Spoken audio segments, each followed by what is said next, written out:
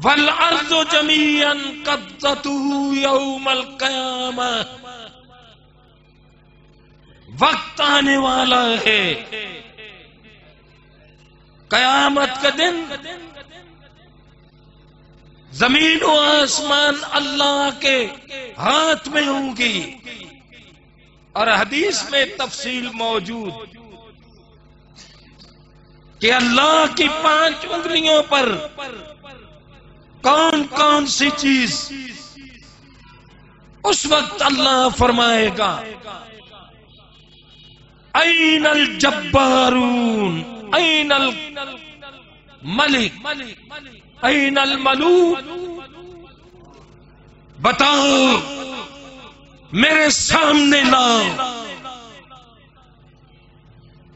کون ہے اور کہاں ہے جن کو تم داتا و دستگیر مانتے تھے،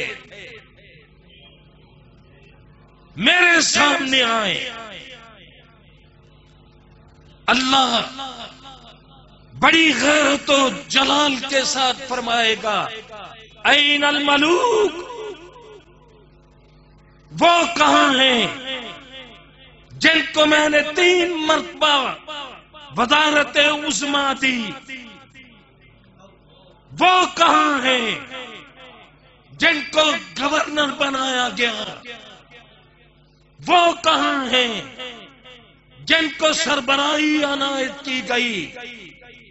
کوئی اللہ کے سامنے دم نہیں مار سکے گا۔ جب آپ یہ بیان فرما رہے تھے کہ حضرت عبداللہ ابن عباس فرماتے ہیں کہ اللہ کے پیغمبر کا وجود غیرت توحید کی وجہ سے کانپ رہا تھا، میں نے محسوس کیا، دیکھا، میں سمجھتا تھا کہیں اللہ کے پیغمبر رب کی غیرت میں آ کے ممبر سے نیچے نہ گر جائیں۔ کیوں میرے شیخ الحدیث اس طرح اللہ کی توحید بیان فرماتے ہیں۔ حاتم طائی کا بیٹا ایک دفعہ مدینہ طیبہ پہنچا، مغرب کی نماز ہو رہی تھی اور سرور کائنات جماعت کروا رہے تھے۔ جب سورہ طور کی تلاوت کرتے ہوئے یہاں پہنچے، لوگوں بتلاؤ اور تمہیں اللہ نے پیدا کیا ہے یا کسی اور نے؟ حاتم طائی کا بیٹا بھی کافر ہے، کہتا ہے اللہ کے پیغمبر رب کی توحید کی آیات اس طرح پڑھ رہے تھے، اکاد القلب ان یطیر، مجھے تو یوں لگا جیسے میرا کلیجہ نکل کے زمین پہ پھٹک جائے گا۔ اس طرح اللہ کی توحید کی غیرت آپ بیان فرماتے۔ جب سورہ مدثر کی یہ آیات نازل ہوئی، پہلے 3 سال ایک ایک فرد پہ محنت فرمائی، ایک ایک فرد۔ اے اہل حدیثوں، آج تم نے جلد سے ہی کافی سمجھ لیے، یہ ہونے چاہیے۔ کتنے سونے خطاب ہو رہے تھے، ہونے چاہیے۔ اس سے ایک ولولہ اور جذبہ پیدا ہوتا، ایک حرکت پیدا ہوتی، مگر وہ طریقہ تم نے چھوڑ دیا جو طریقہ انبیاء کرام ہمیں دے کے گئے تھے۔ حضرت نوح علیہ السلام نے بھی فردن فردن محنت فرمائی، سرور کائنات نے بھی مکہ معظمہ میں فردن فردن محنت کی، اور ہمارے پہلے بزرگ بھی یہی کیا کرتے تھے۔ اتنا قریب تو ترد لان والے کر دینے کہ میں ترد لانی ہے اور پھر گلے نو بھی پہندا ہے نال. تسی آواز اچھی کر لو، یہ ترس دی ضرورت ہوندی.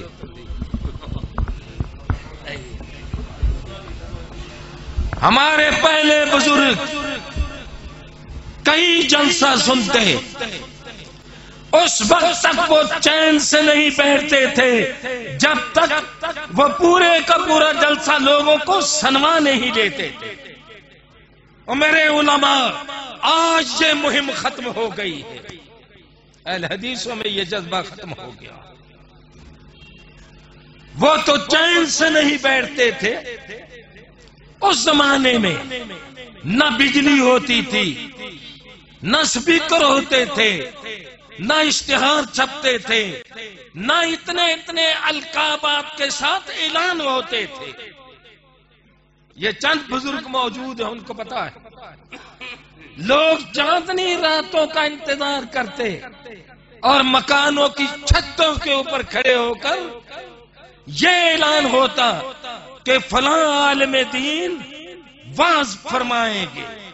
خطاب، خطوب اور مناظرے اور یہ لفظ ہوتے ہی نہیں تھے، نہ انہیں ضرورت تھی. آج تو یہ الفاظ نہ بولے جائیں تو خطیب کا موشن ہی ختم ہو جاتا ہے، ٹوٹ جاتا. وہ سارے تکلفات سے بری، اور تبلیغ اس وقت تک ہی مؤثر رہتی ہے جب سنانے والے اور سننے والے تکلف سے بچے رہیں. یہ نعرے بازیاں، یہ سارے تکلفات 3 سال تک اللہ کے پیغمبر نے یہ انداز اختیار فرمایا. پھر حکم ہوا انذر عشیرتک الاقربین. پھر اپنے مکے کے بڑے بڑے معززین کو بلایا اور یہ دعوت پیش فرمائی. اس کے بعد پھر حکم ہوا قل یا ایھا الناس انی رسول اللہ الیکم جمیعا الذی لہ ملک السماوات والارض لا الہ الا هو یحیی و یمیت. صفا پہاڑی کے اوپر کھڑے ہو گئے. واقعات آپ نے سنے. صفا پہاڑی کے اوپر سب سے پہلے اپنے ماضی کے بارے میں لوگوں سے گارنٹی لی. لوگوں نے کیا کہا تھا؟ ما جربنا علیک الا صدقا. وہ آپ کے سیرت تجربہ کی گواہی دے رہے تھے، محبتوں کے پھول برسا رہے تھے، عقیدت و احترام کا اظہار کر رہے تھے. مگر جو ہی اللہ کی توحید کا تذکرہ کیا، بگڑ گئے تھے یا نہیں بگڑ گئے تھے؟ بگڑ گئے تھے. وہابیو تم بھی سمجھ، سیرت طیبہ ساری رات بیان کرتے رہو، کسی مزار کے اوپر، کسی ٹی وی چینل کے اوپر، کسی چوراہے میں کھڑے ہو کر لوگوں کو کوئی اعتراض نہیں. یہ اللہ کے پیغمبر کا معجزہ ہے. توحید کا تذکرہ کرو گے تو لوگ بگڑ جائیں گے. اور کس قدر بگڑے تھے. وَقَدْ مَكَرُوا مَكْرَهُمْ وَعِنْدَ اللَّهِ مَكْرُهُمْ وَإِنْ كَانَ مَكْرُهُمْ لِتَزُولَ مِنْهُ الْجِبَالُ. اس طرح بگڑے اور اتنے بگڑے، اللہ فرماتے ہیں پہاڑ اپنی جگہ سے ٹل جائے. لیکن جنہوں نے اللہ کی توحید بیان کرنے اور کا ایمان ہوتا ہے، وہ نہیں ڈرتے کسی سے. آپ تنہا کھڑے رہے. اور اس کے بعد پھر چوراہوں میں کھڑے ہو گئے. اہل حدیثوں، آج آپ کی خدمت میں آنے کا مقصد یہ ہے کہ پورے ملک میں تحریک لا الہ الا اللہ چلائی جا رہی ہے. نہ ہم نے کوئی الگ دھڑا بنایا، پہلے ہی بڑے دھڑے. نہ ہم اس کے لیے چندہ مانگتے ہیں، چندے کے بغیر یہ جلسے نہیں ہوتے، یہ مدرسے نہیں چلتے، یہ مسجدیں نہیں چل سکتی، قتال فی سبیل اللہ نہیں ہو سکتا.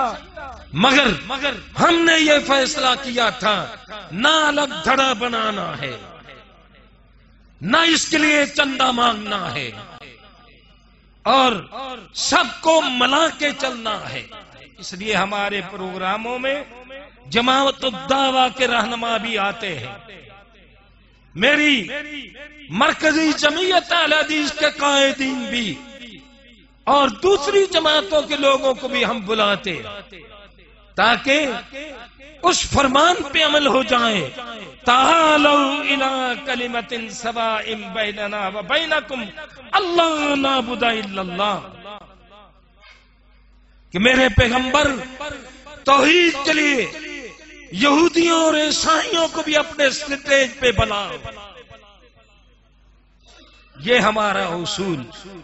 اس کے لیے ہم بلدیہ حالوں میں، ڈسٹرکٹ کونسل حال میں، چوراہوں میں کھڑے ہو کر اور اللہ کی توحید کا تذکرہ کر رہے، اور پاکستان کی تاریخ میں یہ پہلی دفعہ ہوا. ہمارا کوئی کمال نہیں، ہمارا کوئی کمال نہیں، یہ اللہ کی رحمت کا کمال ہے، اور ہمارے پہلے علماء اور بزرگوں کی محنت کا ثمرہ ہے. یہ میرے استادوں اور شیوخ الحدیث کی محنت کا نتیجہ ہے، ہمارا کوئی کمال نہیں. ہم تو یہ سمجھتے ہیں کہ قافلہ تھوڑا سا رک گیا تھا، اب قافلے کو ذرا تیز چلانا چاہیے. اور لوگوں نے گلی کوچوں میں شرک پھیلایا. میلاد کے مہینے میں دیکھتے نہیں ہو، ڈرتے پھرتے ہو، ڈرتے پھرتے، اور جا کے D P O D C او کو کہتے ہو کہ ہماری مسجد ذرا تیز نکل جائیں. اس کے علاوہ تو کوئی نمائندگی نہیں ہوتی. محرم کے مہینے میں سارا ملک یوں لگتا ہے جیسا ایک فرقے نے قبضہ کر لیا. کیا وہ تعداد سے آپ سے زیادہ ہے؟ نہیں. انہوں نے شروع سے اپنی دعوت کو باہر نکالا. ہماری دعوت ایک عرصے سے صرف مسجدوں میں محدود ہو گئی. اس کے لیے میں آپ کی خدمت میں حاضر ہوا ہوں. کل بھی 4-5 جگہوں پہ گیا، آج بھی 4 جگہوں پہ جانا ہے. کل بھی شیخ الحدیث صاحب کی معیت میں کئی مقامات پہ حاضر ہونا ہے. اس طرح یہ ضلع کے اندر ہم دورہ کر رہے ہیں. قاری ابراہیم صاحب، میرا عزیز حافظ عبد الصمد صاحب، یہ لگے ہوئے ہیں. اور پروگرام یہ ہے کہ اس 20 تاریخ آپ کے شہر مظفر گڑھ میں ڈسٹرکٹ کونسل ہال میں، وہاں عقیدہ توحید اور ختم نبوت کے عنوان پہ ایک سیمینار ہوگا. یہ اشتہار چھپے ہوئے.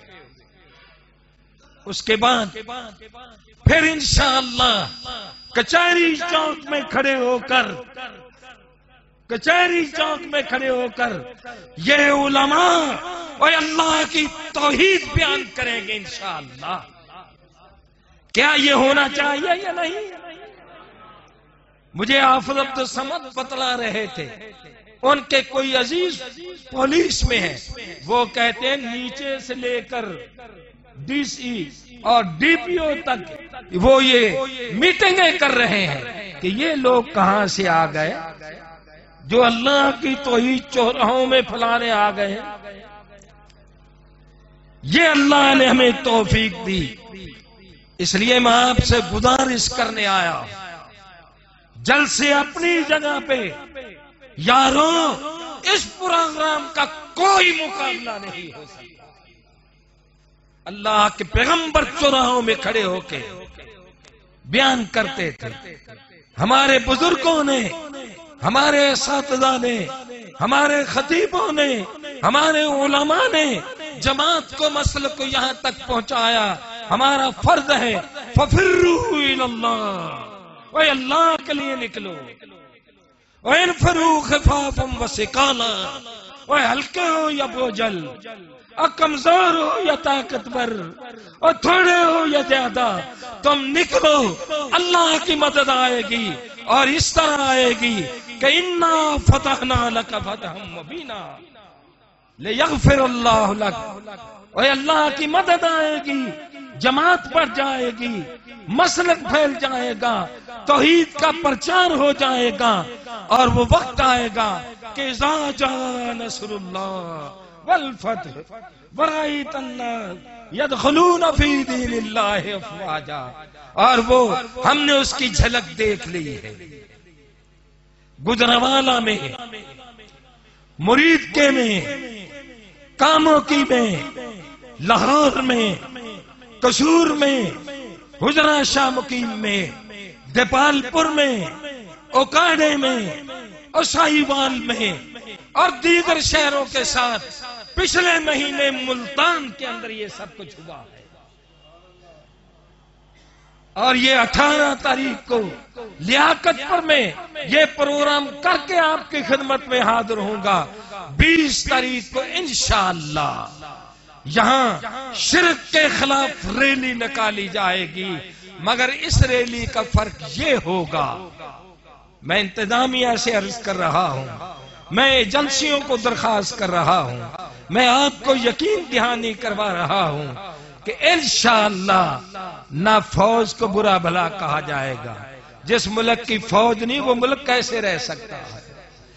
نہ ججوں کو گالیاں دی جائیں گی، نہ کسی فرقے کو مخاطب کیا جائے گا، بلکہ اس طرح جس طرح اللہ نے خطیبوں کو حکم دیا ہے، ادعو الی سبیل ربک بالحکمت والموعظۃ الحسنہ، اور لوگوں کو اللہ کی طرف بلاؤ پیار کے ساتھ اور اخلاص کے ساتھ اور محبت کے ساتھ اور احترام کے ساتھ، لوگوں کو دل سوزی کے ساتھ بلاؤ۔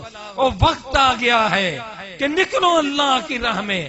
میں ہاتھ تو کھڑے کروانے کا عادی نہیں ہوں، لیکن میں آپ سے یہی درخواست کرتا ہوں، اے میرے خطبہ بھائیو، اپنے قافلے لے کے وہاں پہنچو، قافلے لے کے پہنچو۔ جب دیکھو گے اور وہاں نعرے لگیں گے کہ حاجت روا مشکل کشاں، ایک خدا ایک خدا، اور قبروں کا احترام مگر ان کو سجدہ حرام، فوج شدگان کا احترام ان کے ذریعے مانگنا حرام، اور عظمت توحید اور حرمت رسول پر اور جان بھی قربان ہے۔ حرمت رسول پہ تو ریلیاں نکلتی ہیں، اس ریلی کی جو خصوصیات امتیازات ہیں وہ یہ ہے کہ کسی کو برا نہیں کہتے، کسی کو تانا نہیں دیتے، اور سب سے پہلے رب کی عظمت کا نعرہ لگاتے ہیں، کسی ذات کا نعرہ لگانے کی وہاں اجازت ہی نہیں۔ اللہ ہماری نیتوں میں اخلاص قائم رکھے اور جگہ جگہ ہمیں مخلص ساتھی عنایت فرمائے، اور آپ سب کو وہاں آنے کی ہمت عطا فرمائے اور اپنی بارگاہ میں سے مستجاب فرمائے۔ سلام علی المرسلین والحمد للہ رب العالمین۔